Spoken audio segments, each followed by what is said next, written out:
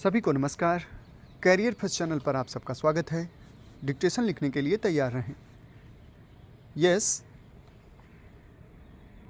Start. महोदय, हमारे यहाँ अशांति क्यों होती रहती है?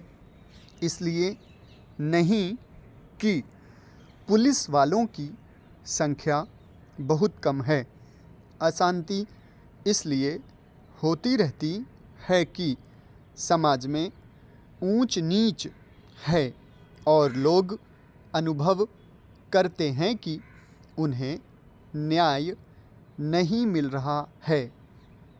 कानून और व्यवस्था की समस्या केवल भारत में ही नहीं है। मैं आपसे अमेरिका की ओर देखने को कहूँगी। मैं कहूँगी कि आप अन्य अनेक विकसित देशों की ओर निगाह डालें, जहाँ न पैसे की कमी है, न रोजगार की, न दुनिया के सुख साधनों की।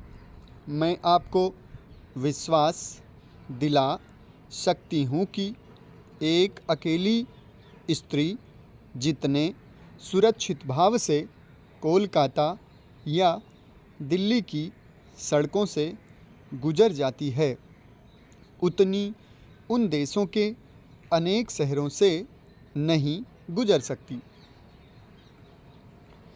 गुजरात को क्या सहायता दी गई? क्या आपने इसके आंकड़े देखने का कष्ट किया है? मैं यहाँ कागज पत्र लेकर नहीं आई हूँ, लेकिन मैं यह कह सकती हूँ कि गुजरात को भारत के कई राज्यों की अपेक्षा अधिक सहायता मिली है। आपने एक या दो विशेष परियोजनाओं की चर्चा की है।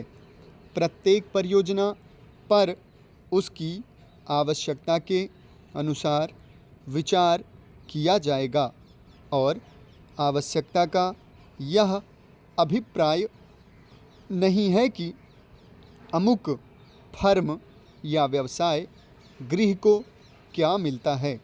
आवश्यकता का आशय यह है कि उससे देश को अपने पांवों पर खड़े होने में सहायता मिलती है या नहीं।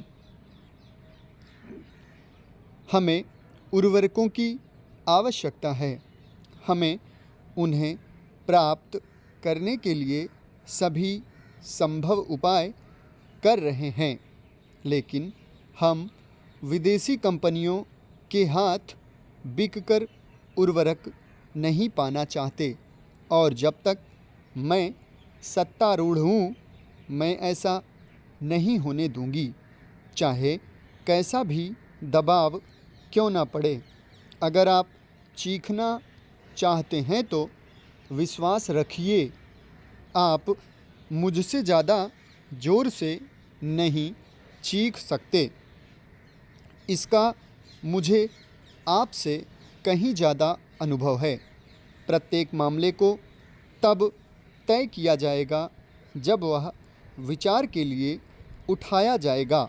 जहाँ तक टाटा परियोजना का संबंध है, वह योजना अभी सरकार के सामने नहीं आई है। यदि वह आएगी तो उस पर वैसी अन्य योजनाओं की तरह समुचित विचार किया जाएगा। अतीत में हमने कई बातों पर जल्दबाजी से काम लिया और आज हम उसका फल भुगत रहे हैं।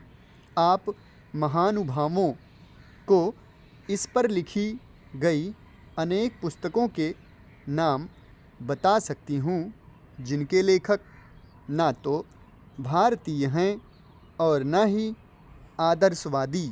समाप्त। धन्यवाद।